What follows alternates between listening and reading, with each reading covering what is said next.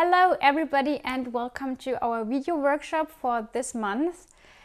I apologize that this isn't a live workshop as you're used to, but as you know, when this video goes up, I am in Tokyo currently, and I'm also a little busy with the COVID videos and the live panel I have planned for next video.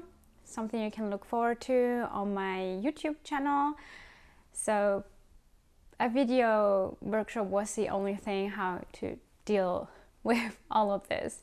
Anyway, I also realized that probably when we're gonna do sewing workshops in the future, then it will probably always be a video, because usually I'm cutting out things here and I'm sewing over there, and it would be a whole mess to squeeze it into a 90 minutes live workshop, and up to impossible. However, so today we have this little video workshop, and I still hope you enjoy it. So I want to show you how to make a Nagoya obi. And let's start with going over the things we need. First of all, of course, you need your fabric and matching thread. And I'm going to talk about what measurements for fabric you need in a few moments. Then you need, of course, all sewing supplies, like sewing machine, scissors, stuff like that. Then you need an interfacing. Obi usually do have an interfacing that is called Obishin. My favorite brand is this one here.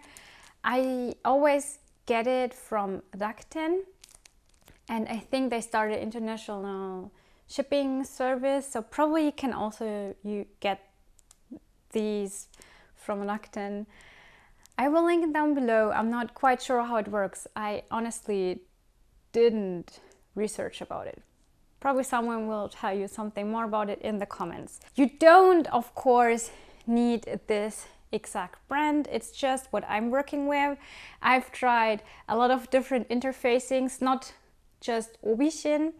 Also, I got interfacings from a sewing supply store and experimented a little, but this was just, in the end, best. Of course, this is not the best Obishin for everyone. Just get what makes you... Okay, thank you. I even wonder if you could hear that. Yeah, well, this is the best Obishin for me. I honestly tried a lot in my obi making career, which is quite a while now, and I had some obi that were fine and cool as they were, and there were a lot of obi I messed up with the interfacing and actually exchanged it with this one here.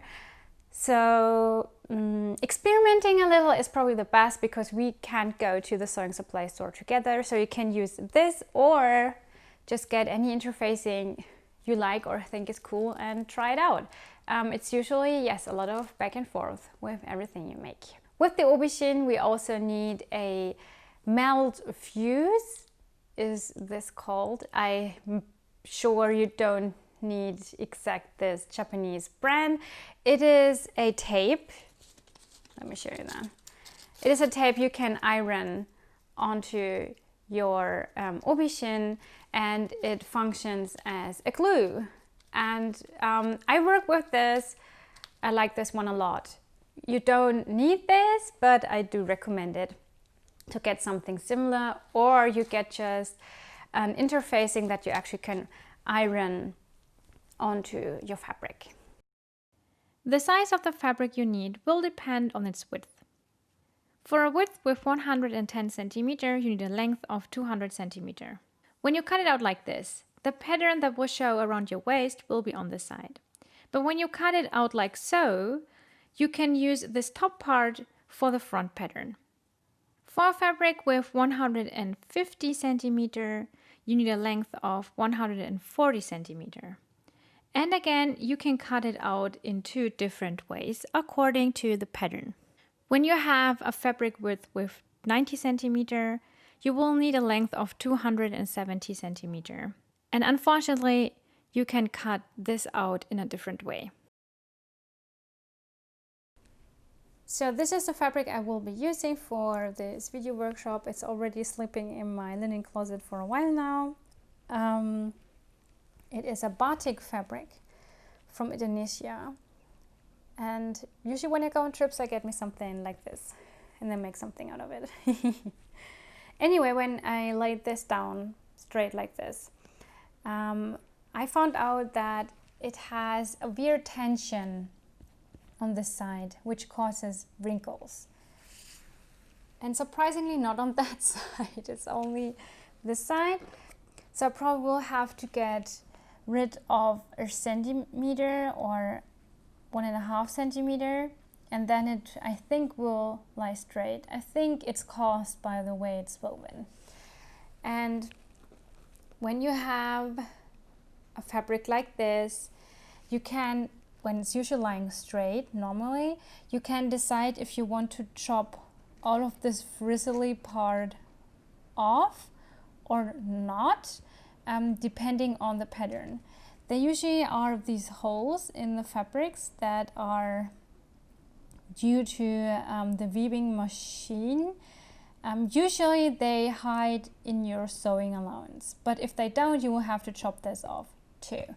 So this is all depending on the fabric, especially when it is a pattern like this and you, for example, want to have be this the edge of your otaiko, like so. You would have to chop this off, plus sewing allowance of course, to have this like be the edge of your otaiko. I did this in previous projects.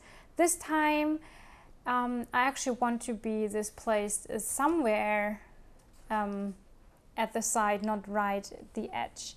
But I will also have to chop this off for about here and then have a 1.5 centimeter sewing allowance. So I estimate the otaiko pattern to be about here. So this is how my otaiko is going to look like. I do recommend you to cut out this kind of pattern.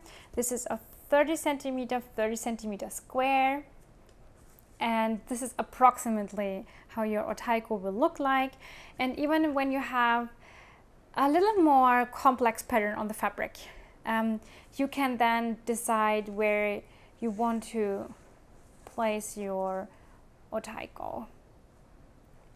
And I, by the way, do recommend this before cutting the fabric. Do this definitely before cutting the fabric, because as I just said, you will probably have to chop off a centimeter or something from one side just to have it like exactly the pattern you want to have. This will then affect the whole width of the fabric, so the other strips we're gonna cut out later will be affected as well. Okay, it was way too much talking, but it's a video workshop, so I think more detailed explanations are very welcome on your side, hopefully. Okay, so I'm gonna start to chop this off.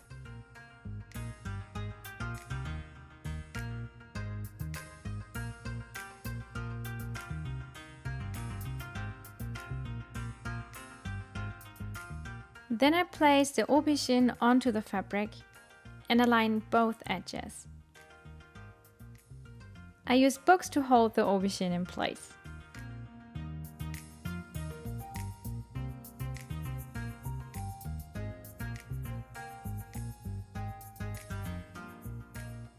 And I use the obishin as a guide to cut out the fabric in 34 centimeter wide strips. And I repeated this step until I had 3 strips.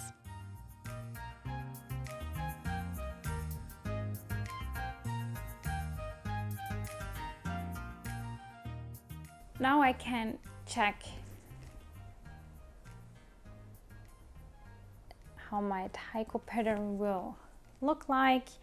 And now I have to decide what I'm going to use for the pattern showing up on the front. at my stomach when the obi is tied.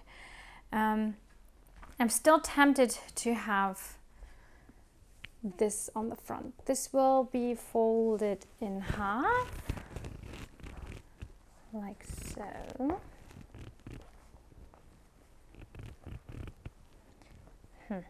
It's not so easy to do this one-handed, guys. And then a little sewing allowance gonna be, it's gonna look like this on the front. I don't know if I like this because we will have the obijime there as well. So just having the normal pattern, like this pattern on the front, could look good too, I think. So let's mark out the obijin and lay it next to the obijin, and that I will know so much more. Mark out your obijin with the following measurements. The tesaki has a length of 38 centimeters. The first wrap around your waist, that won't be seen later, needs a length of 113 centimeters. The second wrap around your waist, that will be seen later, and will also contain the maegara, which is the pattern showing up on front, needs a length with 100 centimeters. And in case you're a little confused, all the measurements until now will be later folded in half. The triangle of your Nagoya obi needs 16 centimeters.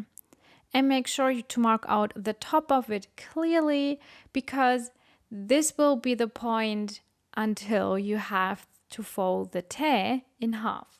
Above the otaiko, you leave yourself 13 centimeters, and under this you have the otaiko with 30 centimeters. The part under that is what you will fold up into the otaiko, and this will need about 43 centimeters. The taresaki that will be peeking out of your otaiko needs 8 centimeters. And the rest of your obishin will be the tareura and won't be seen later.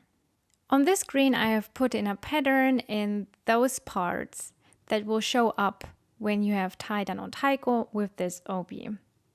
So make sure that you don't have any seams in those areas. The rest of the obi that I have left black, this is where you can put any seams, or you could also replace those areas with a different type of fabric, because these areas won't be seen later. It could also be that my measurements won't fit you, so you can make adjustments when you feel like they're needed.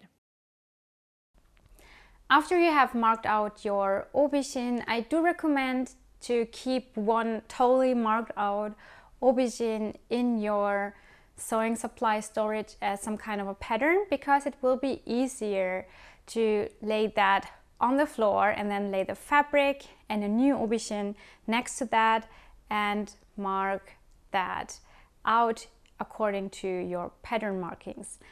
This will save you so much time.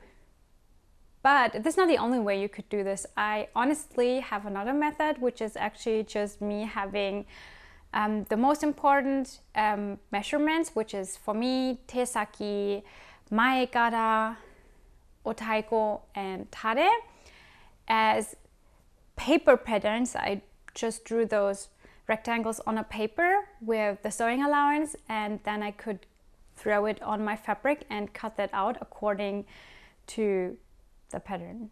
Yeah, I'm sorry, that was weird. So I'm just cut it out with the pattern, and then I just connect the other measurements with different kind of fabric with it, and then I sew this onto my obishin. So there are many different ways how you can make an obi, and I usually change methods by every single fabric, which means, again, just experiment a lot. This tutorial will just give you a lot of hints and the basics how to make an obi, but I think every fabric will need a little different treatment. So I have aligned the fabric right next to the obishin, and I started with the otaiko part, which is here, and it's going to be here on my fabric. I have noticed that because on the front I want to have this showing up. So I have to lay this side with this strip here on this side, which means my otaiko will not be like this as planned. It's going to be like this. But I don't care too much about that. And then I just made sure to have this as one strip. When you do something with stripes or something, it definitely should be straight. So when you sew it somewhere in the middle, might be a chance you don't get this together quite straight. So I kept this as one part, and it's gonna end where my tade will end. And this is gonna be the back of the otaiko. So it doesn't really matter what kind of fabric or pattern is there. Just I made sure it's going all the way through to the tade. And then I have this one seam directly at the edge of the tade. So this is going to be fine as it is. On top, I had to figure out if I wanted to have this pattern also on the te. And when you remember, the te is gonna peek out a little of the otaiko, so I would see this a little. But on the other way around, the te is usually folded the other way.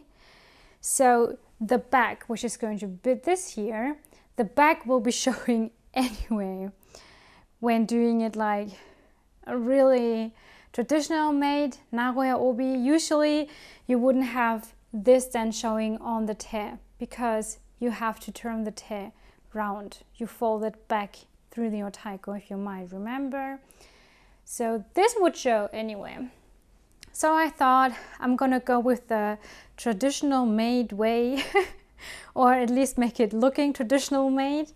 That's why I'm gonna do it like it is right now, which is pretty cool, which means I have just to sew it twice, there and here. And then just chop this off and chop this off. Of course, according to the fabric, you will have way more seams in between. It depends. I have probably already told you, because I'm going this with an off voice, where you can place your seams. The trick is just to know where you can hide them under the tied obi, so you won't see it when the obi is tied. Under that, everything is fine. By the way, this is also historical accurate way to do this.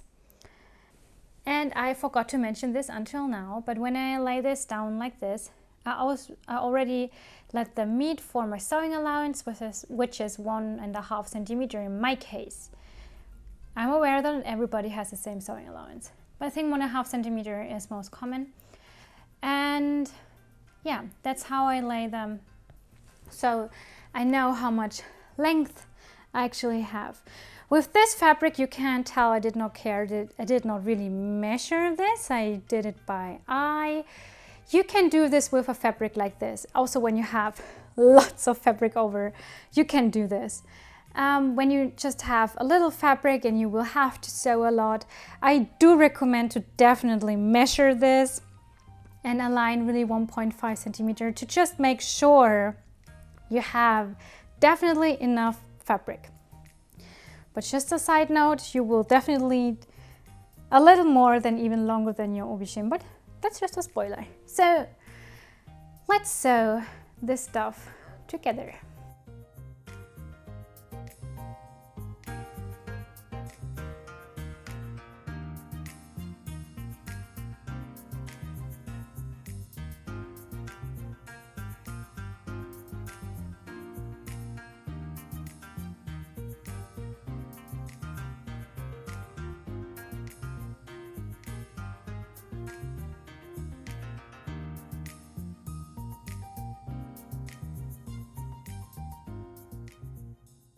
After sewing it together, don't forget to press the seams open so they lay flat. After sewing and ironing it, you can see I have the fabric right next to the obishin again. And now I'm checking if my anchor points are still the same. Anchor points, which I totally forgot to mention until now. I'm so sorry. Usually your anchor points would be, at least in my way to do this, is the placement of the otaiko on this fabric. So before I sew this all together, I usually mark this out with pins. You could also write it onto the fabric in your sewing allowance. So in my case, it's 1.5 centimeters. So I would write it in 1.5 centimeter from the edge. So after I have sewed this on, you wouldn't see this anymore. So what do you do when those anchor points don't match up at all, which is usually the case? Having a moving plus minus a centimeter after you sewed all the pieces of your obi together is quite usual. So don't panic, first of all. And second, problem is now you have to decide what anchor points are most important to you and to your obi, because our goal is actually not having any seams showing up when you have tied this obi. In my case, my tadesaki has a seam because that was for me best when I lined it up. So I have to have this tadesaki as a tadesaki, and I can't change that at all. So I'm gonna leave it as it is. That's why I totally forgot actually to mark out any other anchor points on this obi, because the only anchor point I knew was important for me was actually the tadesaki. When you, for example, have a gorgeous otaiko kara, and under that you have somewhere a seam and then the tadesaki, you of course want to hide the seam. So probably it's best to have the otaiko anchor point set up next to the obishin and then remark all your other anchor points according to that. The next thing I want to do is chopping off all of this here.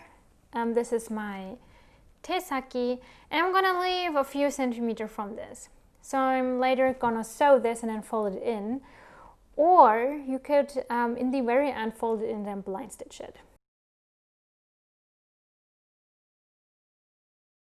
This is my tareura, and I am going to chop this off as well.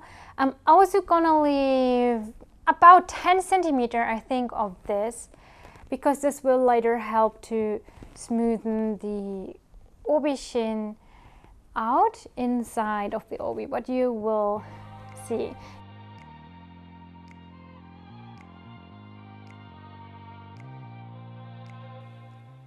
Then I prepare the obishin by ironing the tape onto all edges.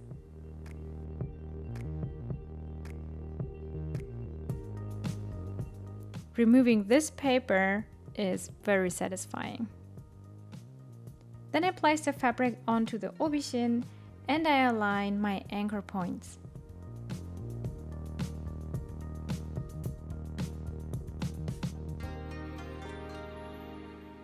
Then I mark out the top of the triangle with thread on both sides.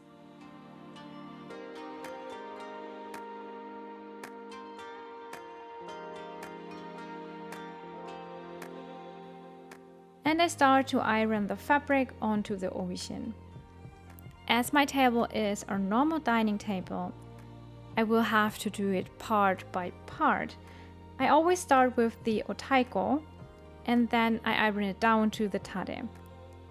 And as soon as I move my obishin, I make sure that the fabric is again nicely aligned onto the obishin, and then I continue ironing.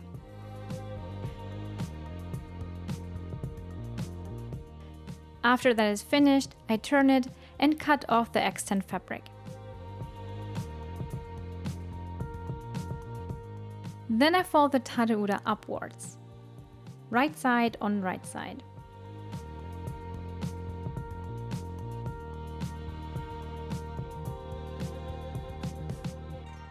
Then I mark out 1 centimeter from the bottom edge.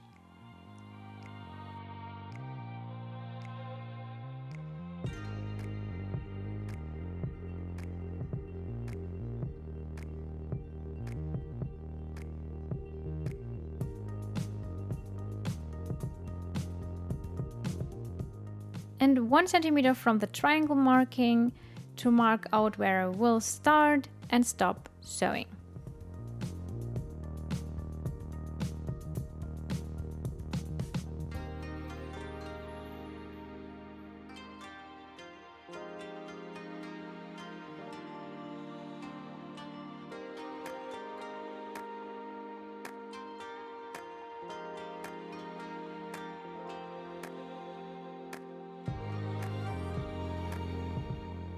I pin this all together and sew.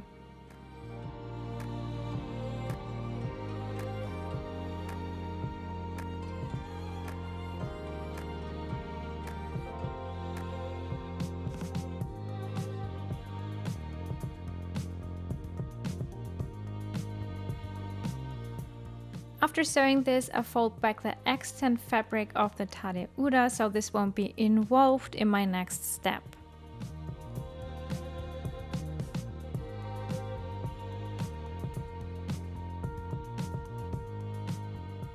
Which is folding the te in half, starting at the triangle marking to the end.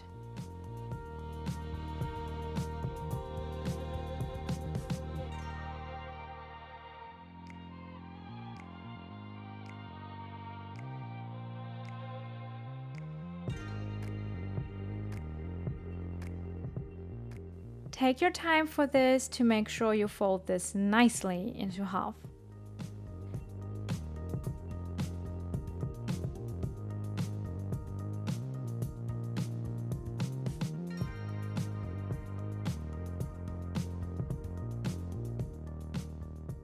Back at the sewing machine, I first sew the fabric peeking out of the obishin.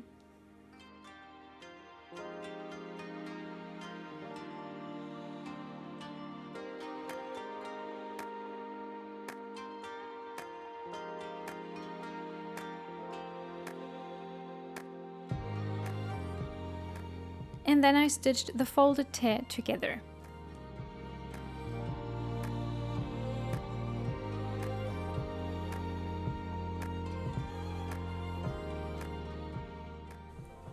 Okay, while my iron is heating up, I show you what I have sewed.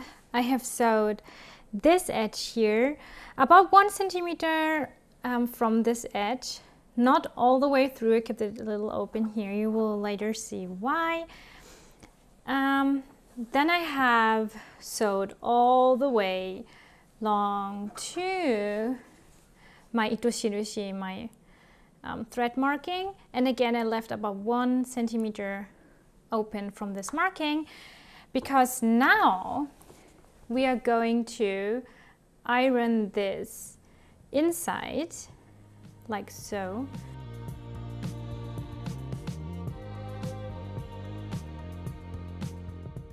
And I also pressed the sewing allowance of the tade inside.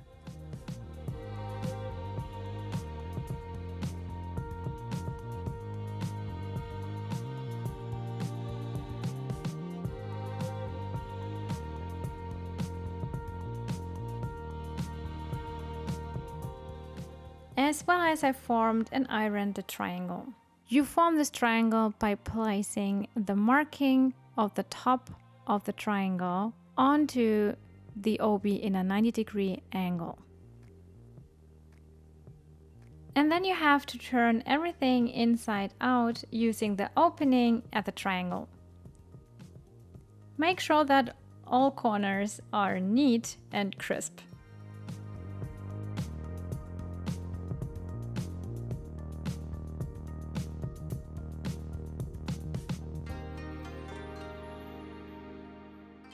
Put your hand into the te to place the seam of the extant fabric inside so the edge of the obishin will become the edge of the obi.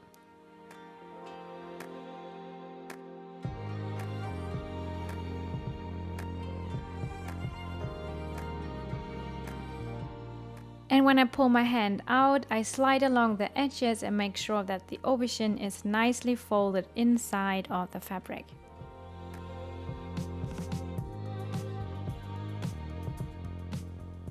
Put the extant tade ura into the te and smoothen it out as good as you can.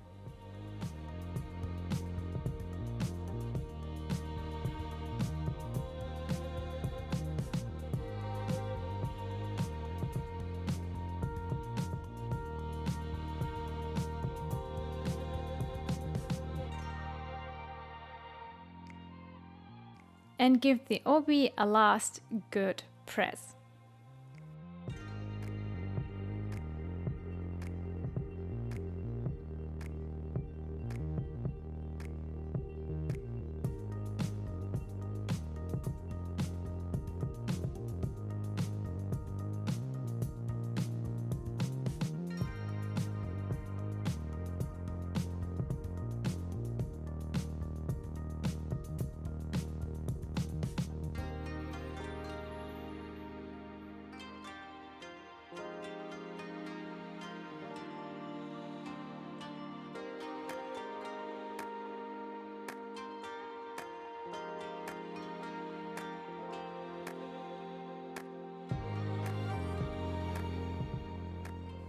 And the finish is stitching the open bottom of the triangle together.